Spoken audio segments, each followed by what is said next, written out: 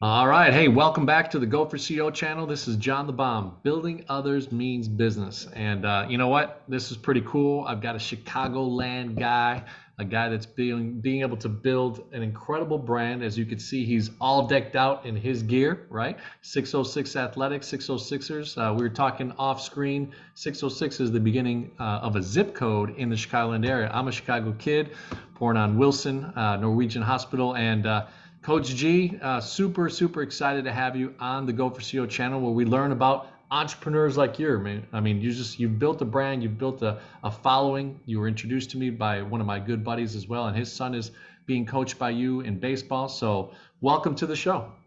Thank you. Thank you. Appreciate you. Definitely looking forward to this interview, and thank you for your time and carving out this window for me, John. And it was a pleasure meeting you and excited to have this conversation. Yeah. Awesome. Well, look, we always start out with, and I know we were doing a little bit off camera, just kind of the mindset of where you came with the idea of 606 Athletics.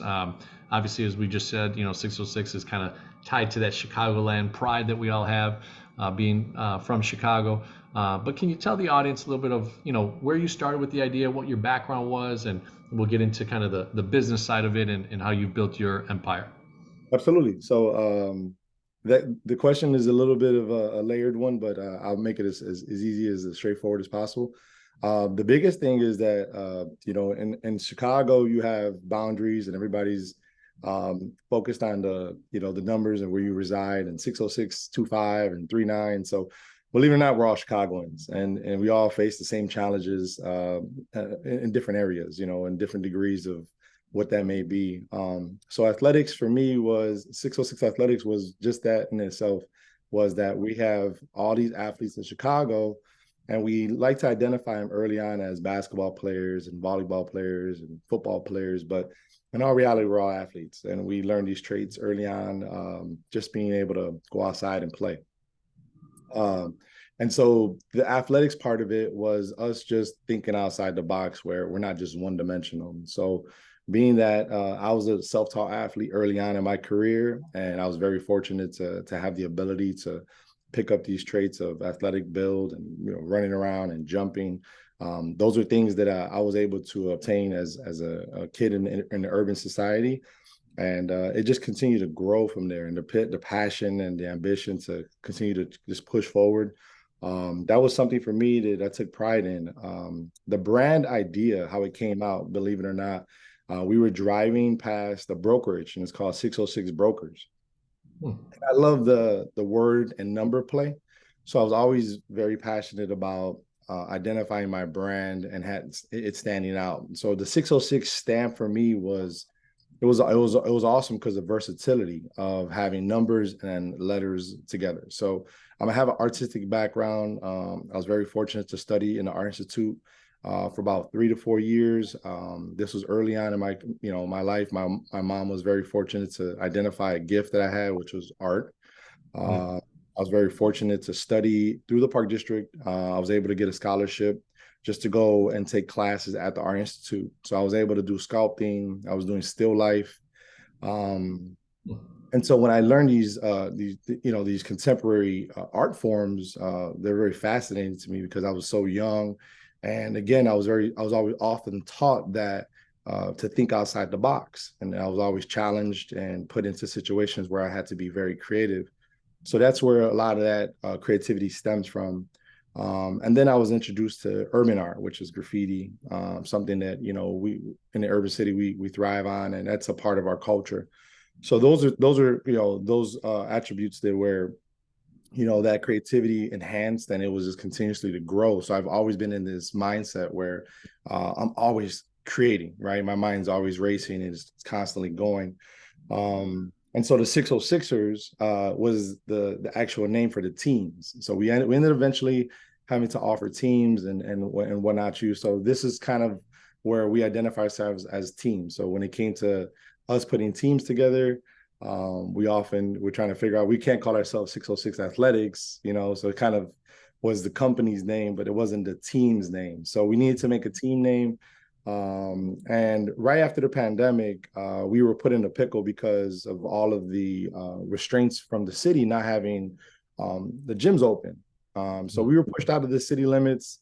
We had to figure something out really quick because these kids needed outlets. And so I was very fortunate to have some resources, neighboring suburbias that allowed us to come in and obtain some space. So we started offering teams. And that's kind of where the 606ers came in, which was a pun on the word on the wordplay and the number play again. Yeah, we're 606ers. You know, you're a 606ers. You resided in the 606. You were born in there. It kind of, laid a foundation to who you are and your passion for sports and, the 90s era. Everybody loves the 90s. And so that's kind of where that stems from. Just being able to, identify ourselves as Chicagoans and that being, from pride, and blood, sweat, and tears. So, I yeah. love it. I love it, man. There's a lot of inspiration from that, right? And I think all around the world, people have a sense of pride, hopefully, where they come from. So I love that you've kind of built that, that intertwined scenario within the Chicagoland area, and obviously the surrounding burbs. And you got some love in a situation where you needed to pivot and move out of Chicago proper to find avenues to be able to help the kids. So really, really cool stuff. So tell us, I mean, when you started thinking about the idea of the business side of things, athletics training. I've had other personal trainers, people with like venue places on the channel. What are some of the things that you started thinking, and was it more, hey, just promoting that you were willing to teach these kids one on one at a park? Like, how did the actual business start? Yeah, so very good question. And to be quite frank, I can't take credit for everything. We also have to be real and say, hey, somebody's inspiring us and somebody's pushing us to become better versions of ourselves. So Romero Callisto, who's no longer with us, who was my business partner, it was the battery in my back. He was my biggest fan. He was my biggest supporter. He was my biggest believer. He's the one that really planted the seeds of prosperity for me because for me, I was kind of in a pickle. I was stuck between jobs. Training's always been a part of what I do.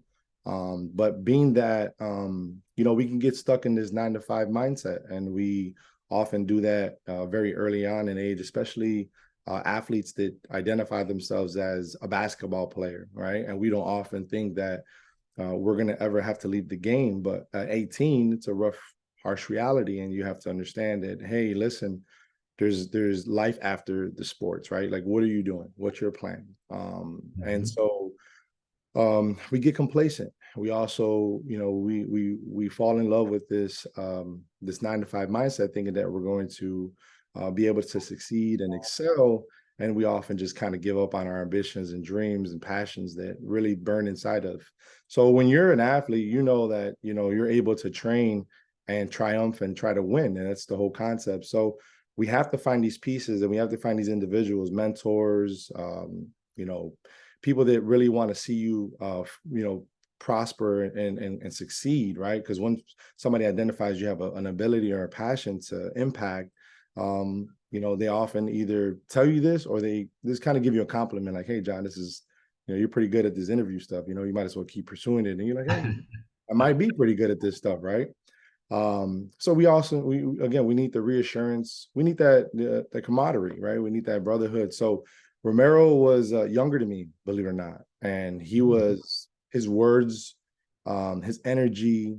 At times, I would feel a little uncomfortable because he would believe in me so much, and I'd be like, man, like I know I'm good, and I'm often feel I get compliments, but he would say things to me like, man, you're one of the best that I've ever seen. Your workouts, your videos, your angles, the athletes you're training. And he's like, man, you need to do this full time on a scale where people can really reach you. Mm. Romero was the initial battery in my back. And Romero was somebody who, in his own right, was in his own lane. He was doing his own thing with a different facility. And the facility he was working at was the Bradley Sports Center, which is located in the Ravenswood neighborhood. And he was building a facility there privately. And it's majority of the sports there were baseball, softball, lacrosse, They had minimum basketball. Mm. So we collaborated, we talked, and he jumped on board right away. And he's like, you know what? You'll be the face, you'll be the focal point, and we're gonna build something special. So along the way, we were definitely, collaborating with ideas. It took about a year and a half to get the initial idea off the ground. We hired some artists for our logos. We were laying the groundwork, and we were very young in the industry as far as trying to get it established as an actual entity. Mhm. So his formality and his way of going about it was, hey, I got some mentors and I got some trusty advisors that can be able to guide us. And so that was kind of where the two dynamics met in the middle, which is my background being community recreation, being that self-taught athlete, being very fortunate to not only be taught by some very high level coaches, but also the body of work that I've been able to accomplish in my own right. So I was kind of the boots on the ground. He was behind the computer, HR, facing marketing. And then so our energy meeting was just it was something that really had to be seen by all, because when we met, it was like a dynamic duo, Mm. and we worked so well together. He knew what I was thinking, and he knew what I wanted, and he also was always very conservative when it came to what exactly we were going to accomplish. So, um, in a nutshell, that's kind of where it all stemmed from. Unfortunately, about 8 days, 7 days, 7 days before we were supposed to launch, um, I was called with an abrupt call at work, and unfortunately, he was taken in that morning. He was at the lakefront with his cousin, and if you recall, more than a couple years ago, like 2018. Memorial Day weekend, they had the news released a citywide ban from going to the lakefront because of the waves being so high. And so Mhm. that particular morning, he was with his cousin walking along the lakeshore, and a 10-foot wave hit the lakeshore and took him in. And he washed up shore about a mile and a half from where he was originally taken in. And he was emergency rushed to the hospital, and unfortunately, he passed away. So it was a emotional roller coaster for me, because here's somebody who was not only believing in me, but my biggest supporter, but he was also somebody that was able to get me off of you know my my little funk of me giving up and me kind of just following that 9 to 5. So he was able to create these plant those seeds of, hey, listen, there's more out there. You're able to bring more to the table, your value, your point of views, your hours that I had vested in my craft. So planting those seeds early on in our conversations and him believing in me, I was definitely distraught from the travesty of losing him, and him Mhm. being my right hand man per se. It was just it was a challenge. So we gave the family some time to grieve. Obviously, we want them to mourn his death, and give him as much time as they needed. And we were trying our best to figure it out, like what the next step. And when I say we, there was a buddy of mine who kind of was really guiding us and helping us with the apparel, and he was kind of like our apparel guy and just kind of going. And Mhm. so originally we were supposed to launch with basketball, and that's my passion. That's where my skill set stemmed from. Being a basketball player in the inner city was all. In the 90s, that's all we did was play basketball. We on the court 8 hours a day, and it was just a beautiful thing. So we went back to the board, and we were looking at the statistics as far as like where's the biggest need, and how can we do something for Romero to carry on his legacy and remembrance of Romero because of who he was as a person and individual and what we were planning to do. So our biggest goal was to always not only make sure that the kids in the inner city were well taken care of, but they had the modern essential necessities, amenities, any knowledge, any curriculum based teaching skill sets. We were trying to bring that to the forefront of the kids. They didn't have the means to be able to go train in a facility where they had the best pitching machines or the best basketball amenities, where they have Vertimaxes, and they have, Dr. Dish a shooting gun where the ball shoots it back at you, and you go into some of these facilities, you're like, it's like Disneyland for Yeah. sports. And you're asking yourself, how is it that our kids are not succeeding when they have, so much more modernization equipment, and there's so many gyms and turf fields. So our biggest thing was we're always trying to give back and find the root cause of the problem. So that's kind of where I put all of my attention to. So I dove into some statistics, and Romero's background was baseball. He was a baseball player through and through. So that's Mhm. how the baseball component came too, because not only of Romero, but my son as well. My son, being that he was a basketball player, and he dropped the glove. So it was all of these things happening at once. They really pushed me. And I'm like, hey, this is a no-brainer. I need to do some baseball stuff here because my kid's affected by it. Romero was passionate about the game, and I'm not a baseball guy, believe it or not. So what we did growing up was fast pitch. We just played in the Mhm. backyard or the local church parking lot, and we drew a box and we had one bat, and we had an imagination, and we went at it, and we played maybe 100 innings that summer, but nobody won. It was just the imagination that we had hitting a home run, and encapsulating that feeling of being the guy to triumph and win the game. So I was like, you know what, we got to do something for the inner city kids that never experienced little league. They haven't experienced travel. They never been able to venture outside their city limits. Their boundaries are confined within their 2-block radius. So we were able to obtain Little Cups Field in Humboldt Park. We drew up the concept for a tournament for 8 teams. We had over 130 inner city youth to come out. In the heart of Humboldt Park, we ran a 3-day tournament. The tournament was called Remembering Romero. It was a remembrance of Romero, obviously. Uh, we have collected, commemorative player. We had exclusive hats. The family blessed us with his imagery, so we put his image. His logo was the focal point of the entire tournament. And we made it something that was memorable for those group of kids that came out that weekend. And so Friday, Saturday, and Sunday, if you were able to capture the essence of what was the takeaway, these kids were able to disregard the violence. They were able to disregard what was going on in their lives at that particular time, and they were able just to hone in on just enjoying the moment, being a kid. So we had 3 events on Friday as an opening ceremony. We had a prayer, their fathers throughout the first pitch. We had commemorative pins. We had player exclusive on the field hats. We had hoodies. I mean, we really, really tried our best to make sure that tournament was not only a memorable one, but these kids left with the lasting ever impression of who Romero was and what exactly is to come with this new brand, 606 Athletics. So Mm. that was kind of our main goal with launching our official launch, I would say, after the death of losing my business partner. So yeah. Wow, what an inspiring story, man. You got me captivated.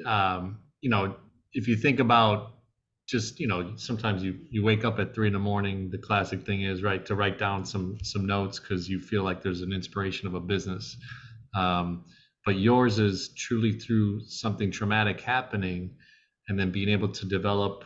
I would think what happened after that is just this blossoming of people like, yo, Coach G, man, what are we going to do with this, right? What's the next steps and all that type of stuff. So really, really inspiring stuff. And Go for Seal community, you take a listen to what Coach G just talked about, taking scenarios in your life where you then become the CEO, right? So you go for CEO and you have that mindset, which is what Coach G did to be able to inspire other people around the community and have a remembrance for Romero, who went through something really crazy, and traumatic. So, thank you for sharing that. Number one, to kind of share that story, and I can feel the passion behind it. So, so now look, 606 Athletics has passion, has a mission behind it.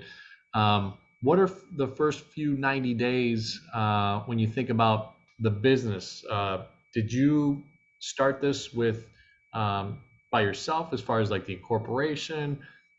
Was there a facility that spawned off of this 130 kids? You got people. So tell us a little bit about that because I think that's such a neat story of where you basically did quote unquote marketing through an event that now established you as someone that was going to be focal in the community to build out 606 Oh, athletics. for sure, absolutely. I think the first 90 days are, and anything you try to do new is very difficult, right? It's Mm, your testimonial as far as can you overcome, can you oversee adversities, and can you continue to push forward? So those first 90 days were extremely difficult. Being that, especially what you just said, you kind of hit it on the head. Is how can I take this energy and transition it into something long term, or something where these kids would continuously be able to work with or guide them. So mm, again, looking at the root cause of the problem, well, let's face it, Chicago's now blessed with beautiful weather. Again, amenities and resources are limited.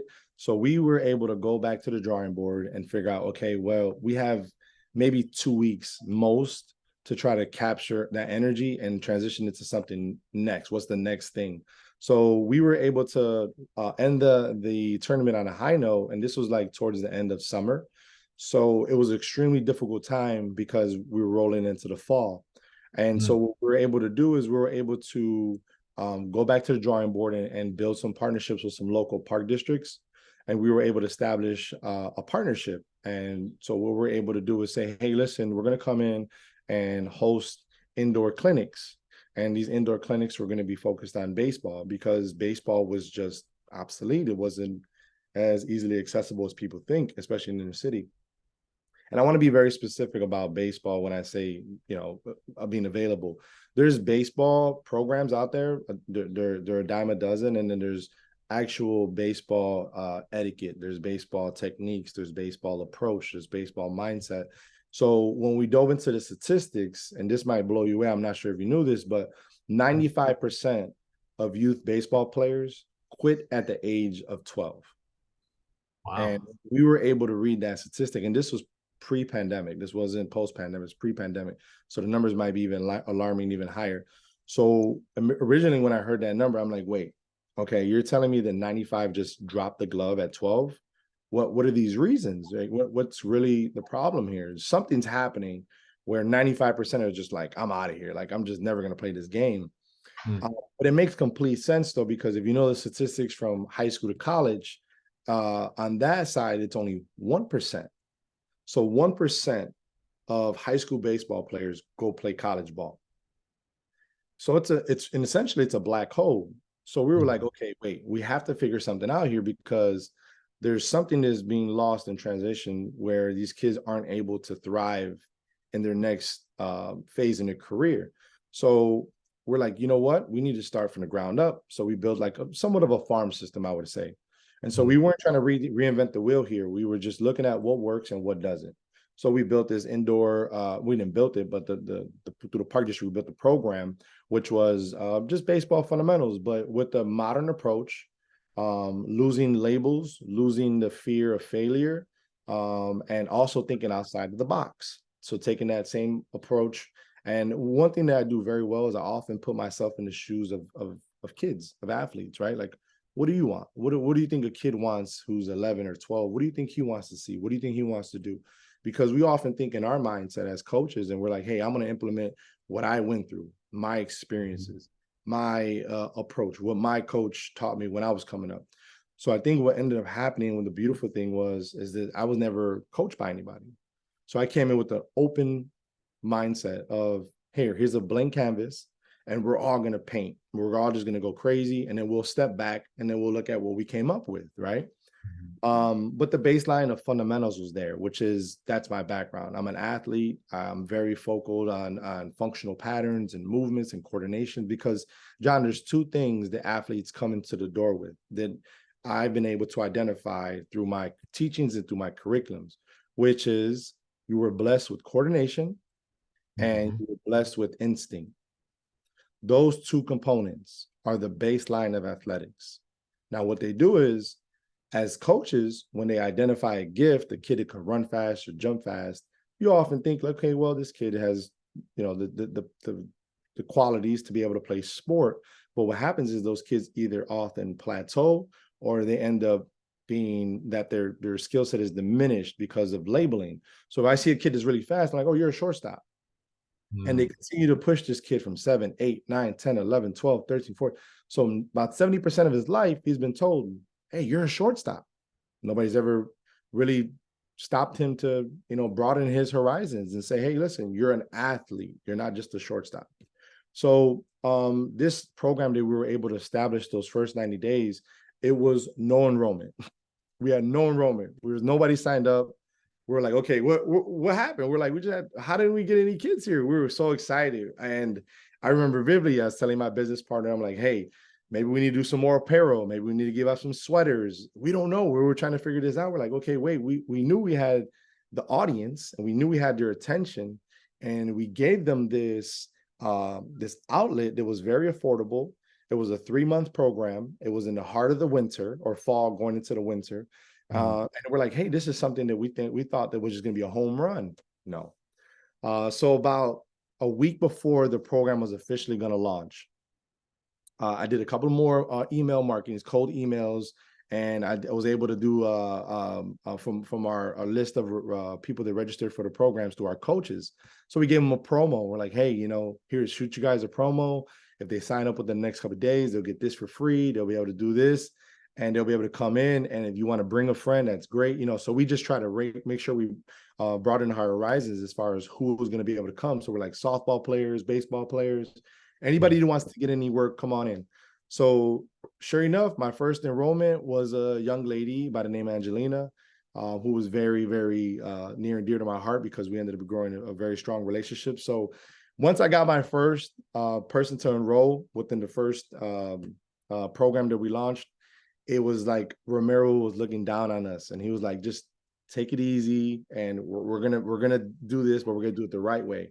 And it all worked out. So those emails worked, the promos worked, us extending the olive branch in a sense, and making sure that no kids were left behind, scholarshiping kids, finding the resources with local businesses to pay for the kids who didn't maybe have the means to pay for the Mm. program.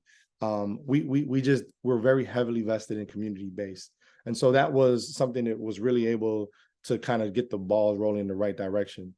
So within that first program, we were able to enroll about 30, I think about 35 kids. We had about 3 to 4 volunteer coaches, and we were able just to get an indoor 606 clinic off the ground. And that was kind of our first program that was launched under the 606 umbrella. The other problem that we ran into again is that people often judge. So right now, if you launch a program, John, and you're like, hey, I got a Gopher CEO basketball team, they're gonna be like, oh, where did you play ball at, John? You didn't play any college ball. Where did you play D1? Did you play pro ball? Because we're often judging the program's quality off the accolades of the coach. And Mm. so, we're all guilty of that to some regard, because let's face it, we live in a judgment world, right? Everybody's judging each other, and we're all, basing each other's success off of your accolades. And in a nutshell, again, me being a self-taught athlete from adolescence, I didn't have a background in baseball, so people didn't know who I was. So it made Mm. complete sense that we had a somewhat of a lax marketing approach with no true baseball coach with heavy, baseball history. And then you Mm. have this new face that's coming out of nowhere saying, he could teach baseball players. So you can see how the naysayers were rallying up and saying, "Hey, this guy's way over in his head and he doesn't know what he's doing." So those 3 months, so our program ran for 3 months, which is 90 days.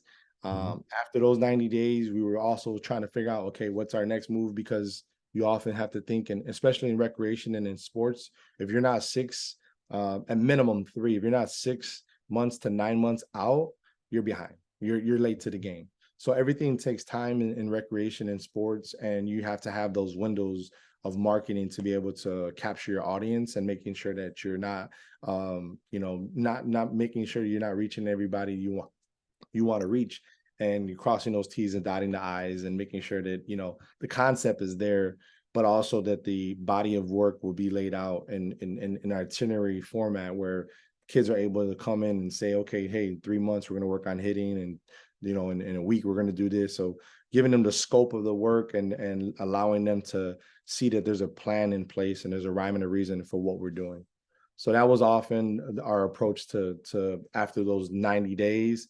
We were also just continuously always taking anything and everything, going back to the drawing board and figuring out what was the needs of baseball and softball in particular.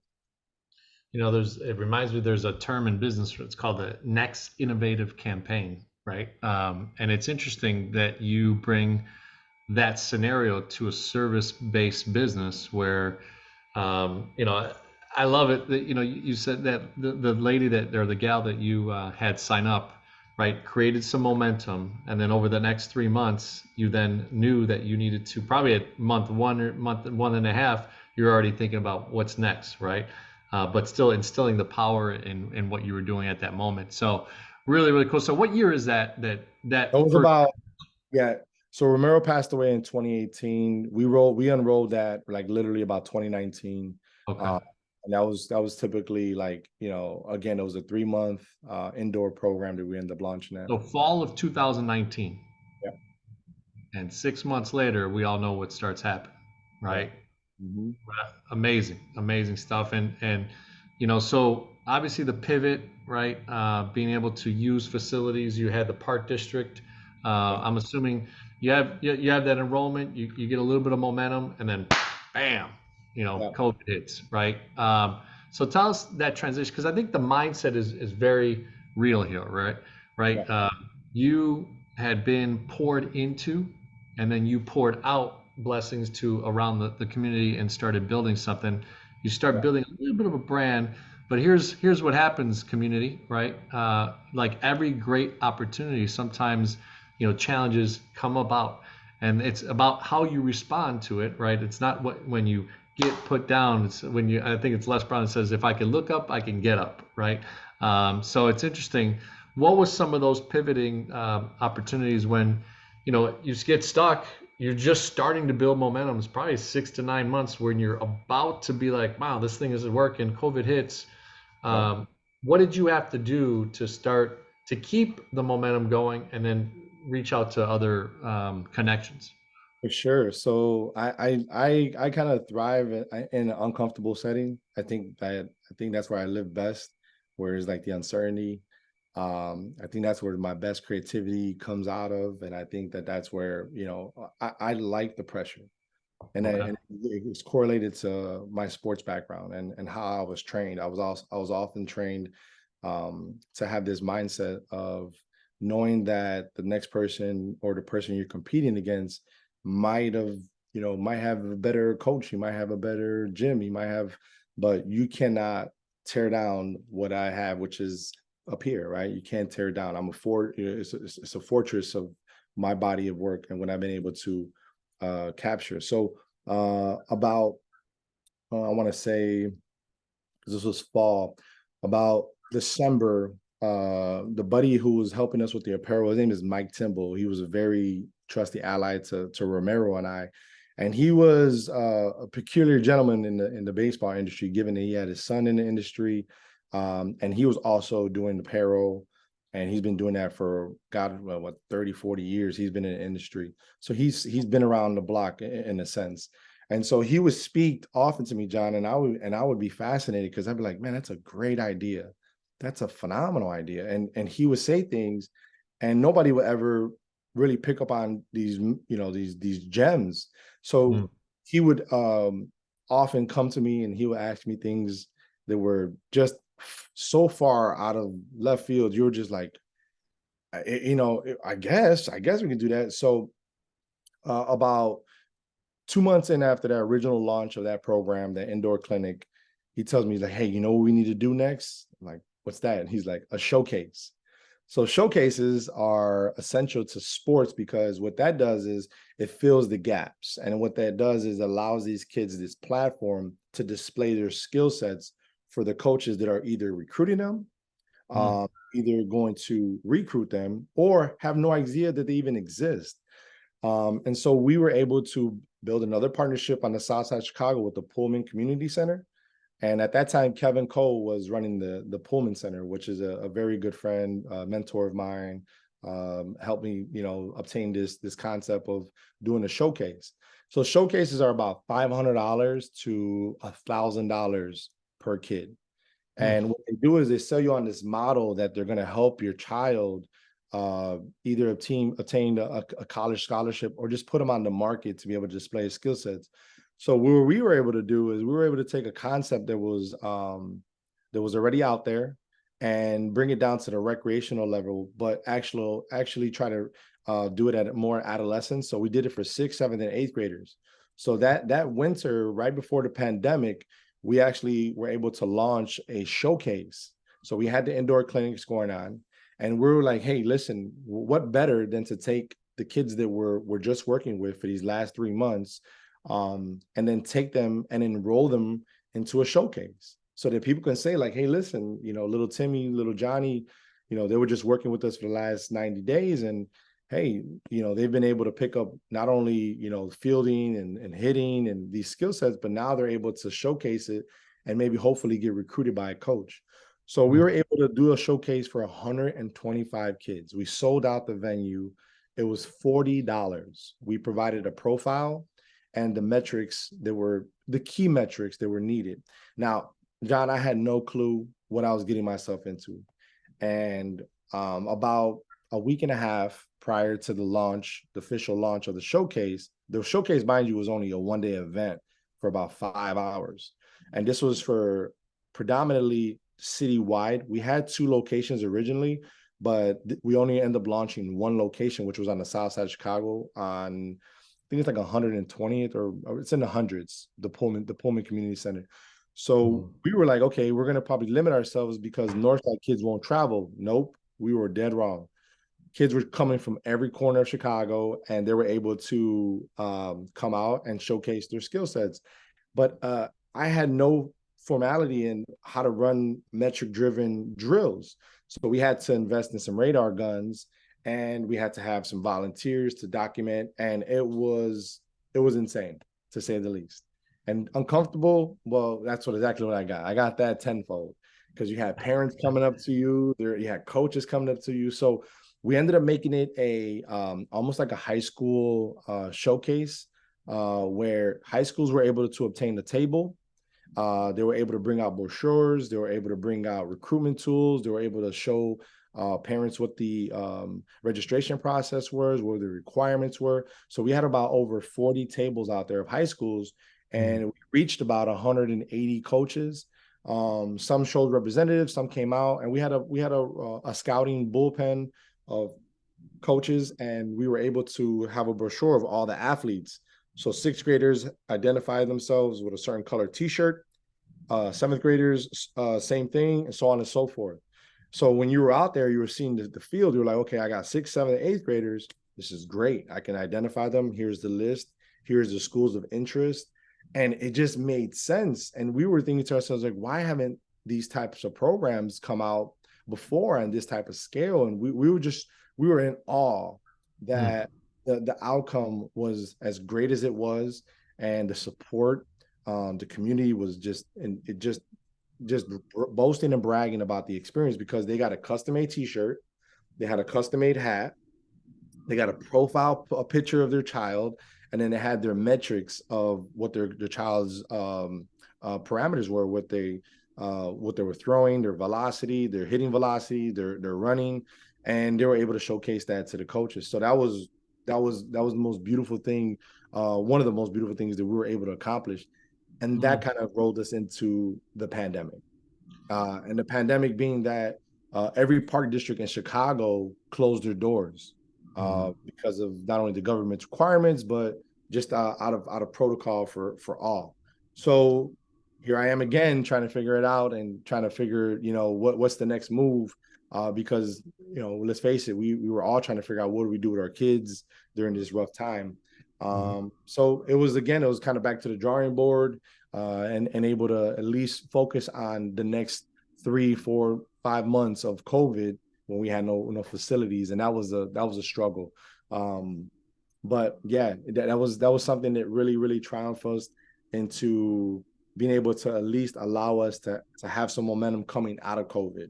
Because once we were able to gain that second audience from the showcase, now people were still, uh, really inquiring, like, hey, can we get a little bit more of what you guys are offering? What type of programs? What is exactly that you guys are going to be able to offer, coming out of COVID? And so COVID, right after COVID, we launched a social distancing camp, and the social distancing camp was a twist on the requirements from the government as far as what could we do with these kids.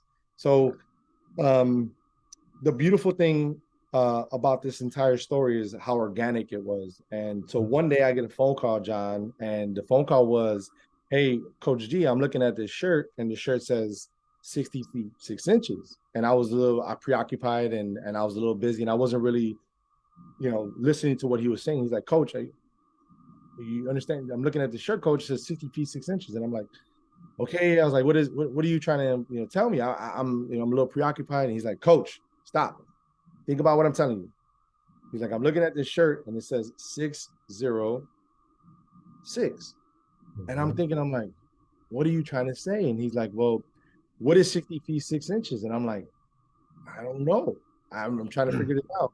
So pretty much in a nutshell, 60 feet 6 inches is the exact measurements from the pitching bump to the home plate. So I'm like, "Oh, wow. Okay."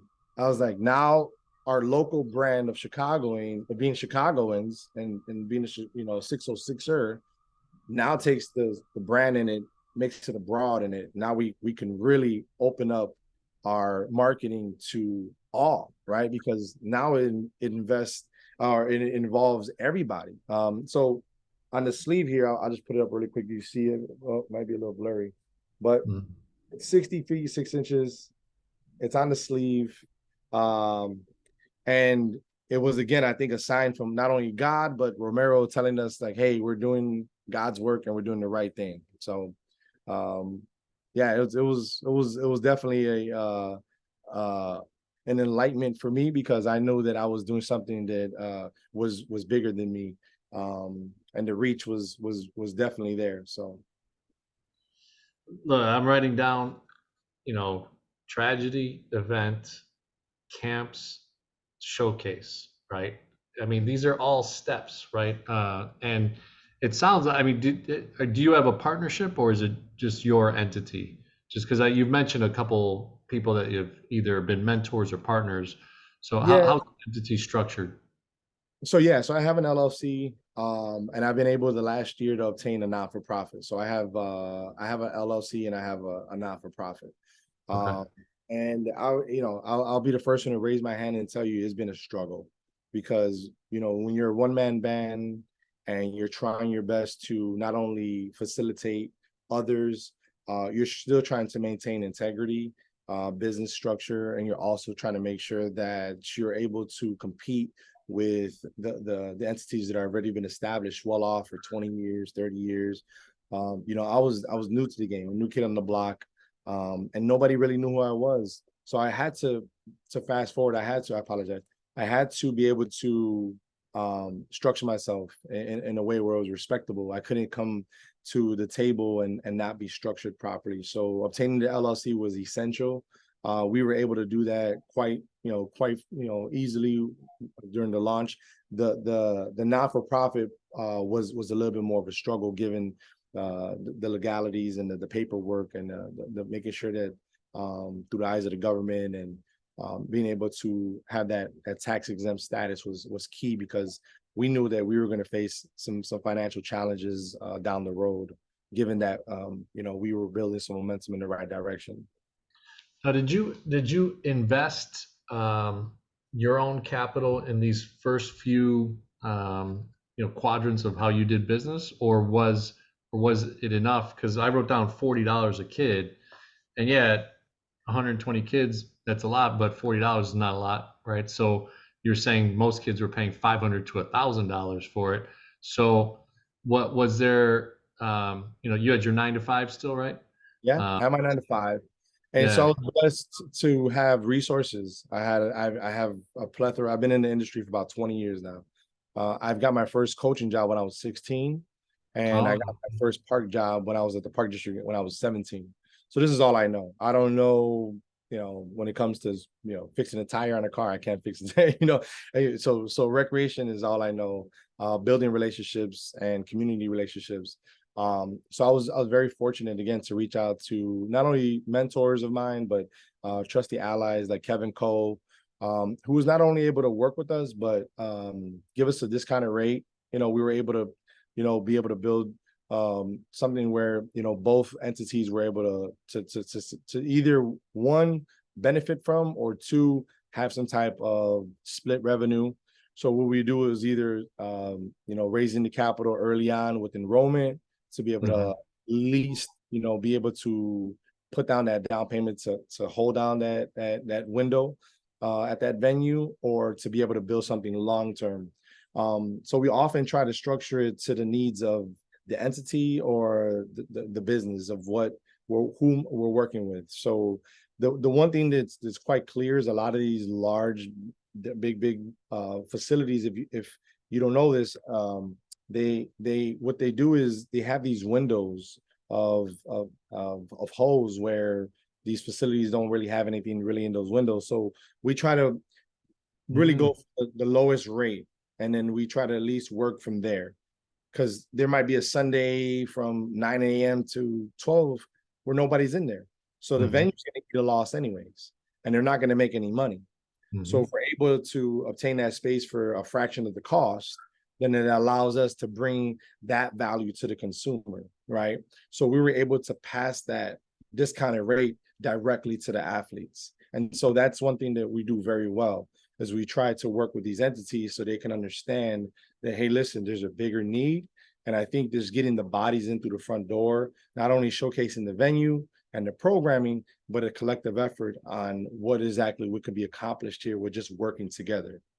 Oh, So that's that's, I mean, joint efforts, collaboration, understanding where the gaps are, right? And bringing value into that business where these time slots, they're not producing anything. It's kind of like a hotel, right? I mean, you got 400 rooms, and 40 of them are going to be empty. Similar concept, right? It's just you get it, but you get it though. Yeah, absolutely. yeah, no, awesome, awesome stuff. So, look, it's been 2.5 years now. So, you great launch, you pivot 2020. Now we're getting into 2024. So, what are the areas that now 606 Athletics serves the community and serves these kids coming through? And a lot of times, not knowing business but knowing what you do are two different things, right? So it Yes. sounds like we'll have to get into another interview where we tell us a little bit deeper of that. But understanding kind of now the framework of your business, you've got a for-profit and a nonprofit, and how you're guiding those two entities together, working together. I'm assuming you're raising some money through maybe sponsorships and all that type of stuff for the nonprofit. You're using the traditional LLC for other scenarios. What are the programs being shared now? How did you start to attract other talent to help you? Because obviously you can't train 120 plus kids. You probably got thousands now in the database over the last few years. Tell us a little bit about that dynamic. Yeah, so it's difficult because you definitely have to figure out how to marry the two and how they complement each other. So definitely utilizing the not-for-profit umbrella to obtain spaces is essential. Again, because I don't have a bricks and mortar yet, which is something Mhm. that we're working towards. And so the biggest goal was to obtain that umbrella to be able to either again, absorb a grant, donation, reaching out to these entities that really wanted to help, or personnel that really wanted to help.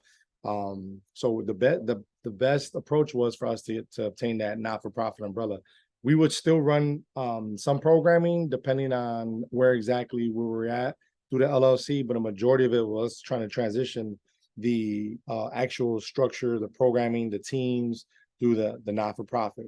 The LLC was more of the product and apparel side of it, because what we also ran into was having the amenities and modern equipment that these kids needed. So we were able to bring affiliates, and so we became affiliates with over 30 companies. And so we were representing the tools and equipments that we were using in our curriculum. And so what we were doing was we were utilizing these tools that were allowing us to expedite and to condense our curriculum. So we took the Latin America approach of our training, because that's they're the forefront leaders of development. And so we didn't reinvent the wheel. We went back to the motherland. We were able to obtain some curriculums and some tools. And then I was able to stumble upon some companies that were offering some equipment that I felt, again, that cool factor. I'm a kid. I got this new shiny glove. It's something. It's hip. It's modern. It's in the fad. So that was kind of the umbrella for athletics. We're still able to do that. We do capital build outs now. So what we do is we come in and do some consulting. And so you might have a gym in your local community that doesn't have really any baseball or any softball or any golf. And I say golf because the narrative changes from that 1% going to college to now 95%. So if you put a golf club in a softball, baseball player's hands, that narrative changes. And so these kids now are often picking up golf clubs because, John, what we're able to see is the root cause of the problem is having the amenities and the resources. And we're like, okay, great. What is it that we need? Well, we need netting. We need cages. So we partnered with Beacon Athletics. And when I partnered with Beacon Athletics, I did that because I am a one-man band and I need to be able to have equipment at these facilities that I work with that are not only quick in setting up, but they're able to grow with the athletes. So we found this cage. It's called the Phantom Cage.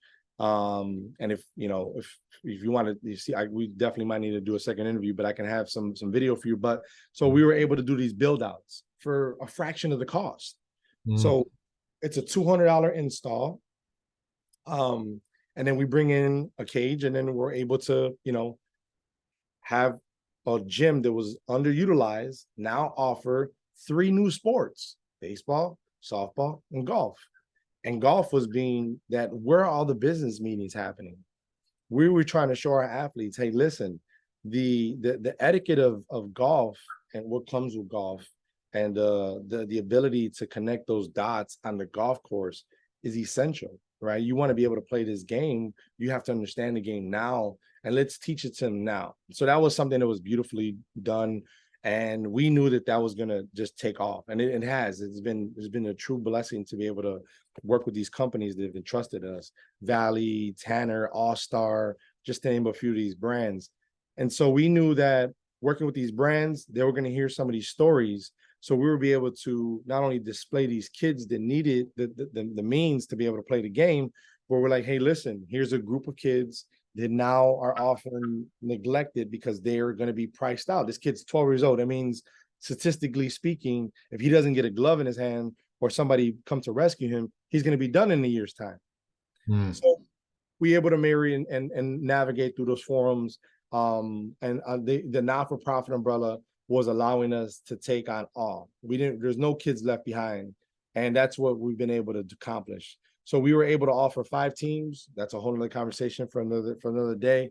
And fast forward now, our biggest goal right now is to just take all of the legwork that we've been able to accomplish and bring it to the forefront for parents, not only to call us as trusty allies, but to give them some guidance in the industry, because they can fall into this black hole. And before they know it, their kids is on the cusp of either quitting or becoming a statistic. No, that's no doubt. I mean, so you're starting over the next few years, really starting to build out you built the infrastructure, but you've now built out the scalability side, right? And being able to then progress to the next level. So I love it. So you're doing baseball, obviously, is the focal point, kind of the entrance mechanism, but now you've got golf and you've got some other sports. Is that what you're saying? Yeah, and so I've just been able to do a majority of the consulting, and I definitely do as much training as I'm feasibly and physically can do, without having any hiccups in the training. So I don't commit to anything I can't start and finish because of my approach. Excuse me. because of my approach and because of how passionate I am, I hate to start something and then not finish it. So we also, given that we weren't the only victims, but all these seniors and juniors that were affected by COVID in college, we've been Hmm. able to build a Rolodex of some youth for college coaches that have been able to come in who are still athletes, who are still passionate.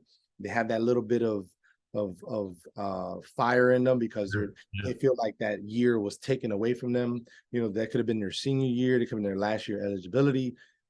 So we've been able to work with these individuals, and what I've been able to do again is cast and shed some light on who are they, because nobody's really talking to these athletes after the game. Who Hmm. are you after the game? Who are you once you get hurt? Because that's another component of it where we don't speak to these kids directly, like, hey, not if, but when. You're gonna get hurt. And when you get hurt, you're gonna go to a dark, deep hole, and you're gonna become your biggest critic and your worst enemy.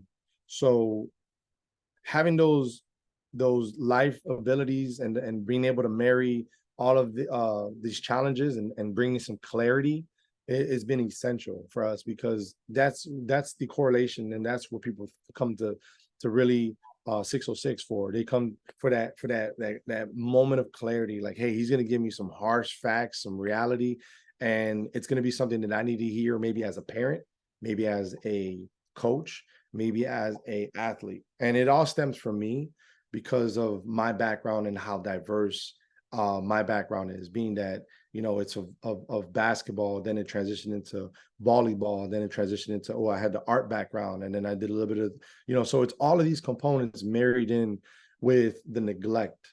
And the neglect is being that you having the essential foundation, which is a mom and father, right? So I come from a single mother background, and my mom often told me that, you know, you're only going to be able to overcome and succeed if you put forth the effort, right? And if you don't put forth that effort and try, you're never gonna know. And so that essentially was where, you know, how it all came to about. So I work with these athletes, and I try to mentor them. Believe it or not, they need more mentoring sometimes than the coaches. I'm sorry.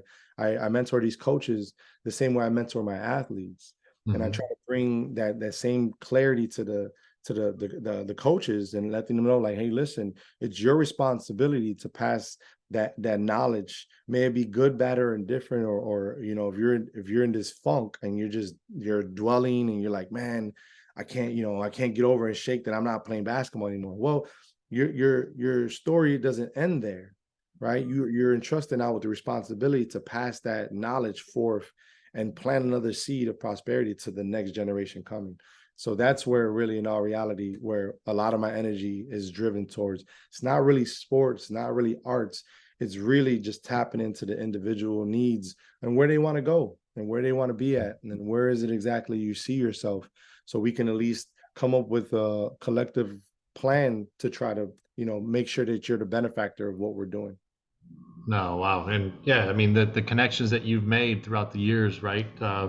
You know, Romero planted a seed, right? Flourished it through your actions. And then obviously tragedy, event, you know, catapulted everything else to go through. So really, really awesome stuff. You know, in the Go for CEO community, at the end of the interviews, we typically go through what's called CEO, right? So it's customer experience, engagement, which you just talked a ton about. I love why people probably are attracted to you is because of everything you just said, right? You're pouring out, and then there's that value added that goes back and forth, right? And then operational excellence. So, not having had that business experience, it's interesting how over a short period of time, Coach G, like you've been able to put a real business together, right? Yeah. So kudos to you, and obviously the inspiration and you know, making sure that Romero's legacy lives through you and whatever and everything that you've built through the 606 Athletics and 606ers. So the last few questions are, you know, customer experience. So sounds like I probably know the answer, but I'd love to hear our community hear it from you. What is kind of the value add when you think about people, the kids coming, and then the parents having to pay for it, right? What is the customer experience in your mind at that level? I think a lot of it has to do with the relatability and having a good understanding of who and what they are. When parents come to me, I try to bring some clarity of, not living vicariously through your kids. So there's a lot of psychology that comes with what I say, because a lot of parents, especially modern day parents now, are trying to figure it out. So again, I often try to at least put it into layman's terms where the parent understands where they're at currently in the present time, where their child may be at, as sensitive or as aggressive as that child may be, and I try to make sure that the mental stays healthy, because at the end of the day, regardless of the game, of where they're playing at, those relationships are key. And again, I've seen it. I've seen the good, I've seen the bad, and I've seen the ugly. And I've been Mm. blessed to be able to at least take bits and pieces from each and every one of those individuals and kind of mold this ideal image of what I feel a father figure was to myself and a male role model. And I've been able to take those attributes and those components from those people and those individuals, believe it or not, and they've been my role model. They've been my male role model, and they've been my fatherly role model, my husband, becoming a husband, becoming a father. So I have two boys. So my main goal in life is to become the baddest version of myself as a father. And I didn't have that father, right? But there's no excuses for that. And that's often where we fall in our trap, in this mental trap of it's like, well, boo-hoo, I didn't have a dad and my life's over. No, absolutely not. Right. There's a rhyme and a reason why, and there's some trauma there while your father wasn't able to step up to the plate. And that's okay. Right. And we often want to judge the absence of our parents based off of their adulthood, but we fail to realize that there was some trauma that was obtained for them not to be able to have those abilities to step in, or on the other side of that, a father who was there but is just overly aggressive. He doesn't have any true relationship with his son. He's just really just vicariously living through him, and he's just ripping him to shreds. There's no stimulation with, that fatherly son bond, or vice versa with a daughter, right? Daddy, daughter. And, I've seen the daughters where they're coming in, they're resentful. They're like, I can't wait till he leaves. And or my mom she's just too outspoken and she's embarrassing me. So I just try to often just bring clarity. And the best position to be in is the outside perspective, but bringing in really a point of view from where and how to succeed. And when you stop to just listen and hear somebody bring some clarity, it often just takes that pressure of, oh, I got to do this, or I got to get him to do that, or I got to get her into the new program. Slow down, slow down, have a conversation with your child or your athlete, figure out where they want to be at, drop a plan, and often try to figure out where exactly is they want to land, because they might not want to take that approach. They might not want to be in this program. They might not want to play golf. I get that. I completely understand that. And let's face it, all these kids are not going to be professional athletes, but the skill sets, the character traits, the work ethic, the ability to overcome the adversity, right, and putting kids in uncomfortable situations and see how they adapt to that. That's often where I just try to approach the situation head on. And so for me, again, it all just stems from just being relatable, being a people person, and my background being so diverse. I don't see color. I don't see, gender. I just see people that need help. And often I just relate back to who I am and would help me overcome these challenges that I've had to overcome. So, and we live in a labeled world, everything we do is labeled, so and for me, I just try to take the moment to break down those barriers and those mental barriers too. So we often put mental barriers in our head, and we're just like, hey, I can't do this, can't do that. No, you could do it. You're fine. You'll be good. Just got to keep staying consistent. So That's right. That's right. I mean, well, look, man, that's fire. Obviously, everything that you're sharing, from the consistency of everything that you've built within to be able to pour back out. So, customer experience, 606 Athletics. If you're a Chicagoland kid and you happen to run across this on our YouTube channel, on our LinkedIn, on Facebook, on our Spotify, on any one of the podcast platforms, reach out to Coach G. So engagement and operational excellence. We'll try to keep it to about 60 seconds, but engagement, right? I mean, I've heard you say it over and over and over, but from your words, why do you think people engage with you and 606 Athletics? I think it's just a relatable. I really, honestly, at the end of the day, just come in with a new modern approach of, being relatable and being able to understand individuals in different time sets. May it be 7 years old or 12 years old. May it be a high level basketball player or a beginner. We get lost in this world of modernization sometimes, and it's just keeping it simple. The engagement is being relatable, being able to not only sense and being sensitive, but also being stern and raising the bar for expectations, right? Because if you bring me a child that you feel that isn't socially developed, right? Well, then I'm able to identify that, but at a snail's pace, kind of introduce some challenges that are going to be able to get them out of their comfort zone. So again, the engagement is being able to really see your audience, get that sense of who they are and where they are currently, and then try to just bring some clarity, and then also listen. Right, as coaches, we often want to talk and listen to them, ask them questions. Hey, did you have a bad day? Are you having a bad week? Are your team what's going on? And then that'll bring you some clarity to at least have that engagement with your audience or your team or whatever it is you're doing. Yeah. I love So it. I love it. And the last one is operational excellence.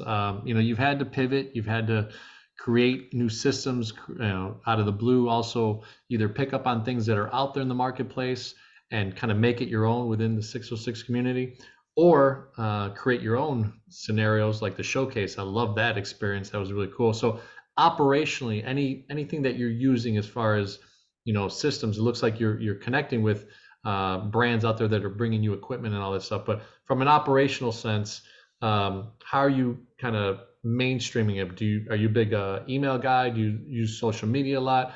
Like, where are the systems that you've put into place up to now? yeah, for sure. Modernizing your systems is key. Making sure that your consumers are 3 clicks away. Mhm. You want to make sure that whatever exactly it is you're offering, maybe a apparel or programming, simplicity. Making sure that we're definitely bringing some of that to the table, to the forefront. So we've had our transitions from platforms. Now we're using with Sports Engine. It's an app based program where it allows us to not only display our work, but also our engagement with our audience, and they're able to see our website and come on in and see some of the body of work that we've been able to accomplish. Um, and making sure that the emails are going out on a regular basis, newsletters, parents and local businesses hearing about some of these stories, multiple sport athletes, some of their accomplishments. I have chess players, I have drama actors, I have debate leaders, right? So we're able to encapsulate newsletters to our audience and say, hey, listen, George has been able to not only play basketball and baseball, but now he's adding golf, but he also just won the debate tournament, or he's able to, he's a chess player. And in this newsletter, we're able, because as parents, we all know that, we kind of hang our hats on that. And we're like, hey, my son got a nice write up.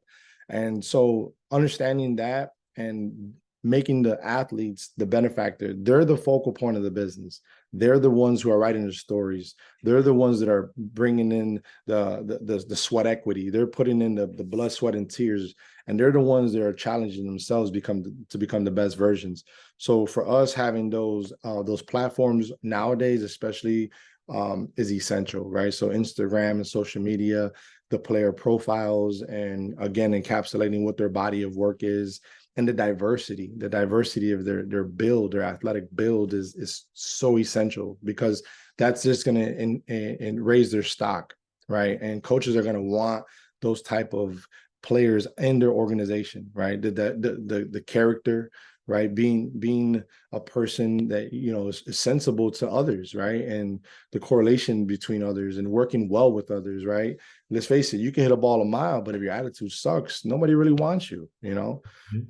So again, really, really focusing on modernizing what we do. So we have a decent platform. And we also use these social media outlets to make sure that we're engaging with our audience and making sure that these kids and their accolades are not only being displayed, but their attributes and their accomplishments, no matter how small or how big, right? We're just amplifying and displaying everything that they're accomplishing, because let's face it, they need that love, right? They need the pat on the back, and we need to validate it with something that's actually, reputable. And parents and uncles and aunts may not be in the States. You could send it out to Theo and Abuela, and and it's a sense of pride. Like, hey, look at my son. He's got this write up, and they wrote about him in this, and he's got an article, and it's a beautiful thing when they're able to take that away from their experiences. No, I love it. I love it. I mean, those are different little things that make 606 athletics stand out, right? Compared to the people that are doing other programs and maybe good and all that good stuff, but you differentiating yourself and kind of giving that value added proposition of what you're going to do with that athlete and the growth, the internal growth.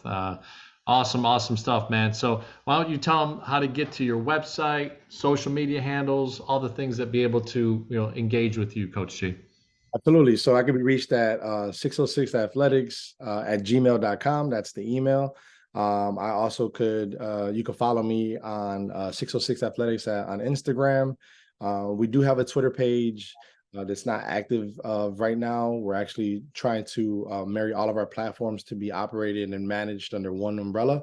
And so we do have Facebook, and you can also find our not-for-profit on there as well. That's going to be 606 organization on Facebook. And again, if you have any questions, you can email me, reach out to me. And then the website is 606athletics.com.